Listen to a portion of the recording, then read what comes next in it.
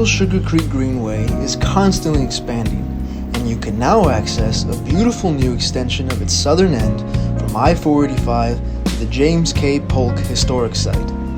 This near 2-mile section is entirely paved, ADA accessible, and runs along some very unique attractions.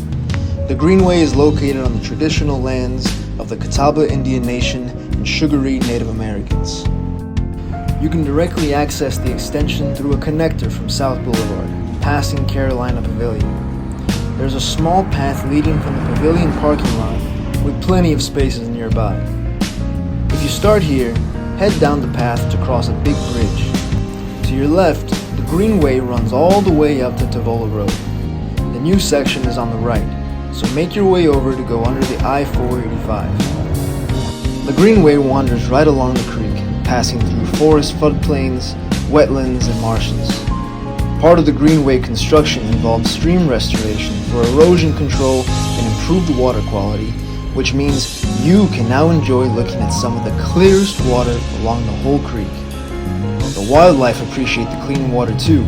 You can spot all sorts of birds, including herons, egrets, and even osprey.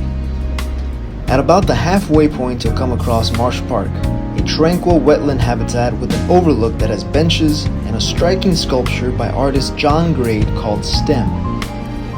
A little further is an even bigger overlook built right over the marsh, bringing you up close and personal to the only significant marshland along the entire Sugar Creek Greenway. At the very end of the trail, you'll find the James K. Polk Historic Site, the birthplace of our 11th president. The site features reconstructed historic buildings, a museum and visitor center, a garden, and a picnic area. Feel free to roam around the grounds and maybe learn a bit about American history and what life was like in the Carolina backcountry. The museum is free and open Tuesdays through Saturdays, with restroom facilities available. A large parking lot can be found here too, if you want to start on this end of the Greenway. This section of the Sugar Creek Greenway showcases some of the most unique and vital ecosystems in all of Mecklenburg. And in some parts, it's hard to believe you're just off the I-485 and not the middle of a dense forest.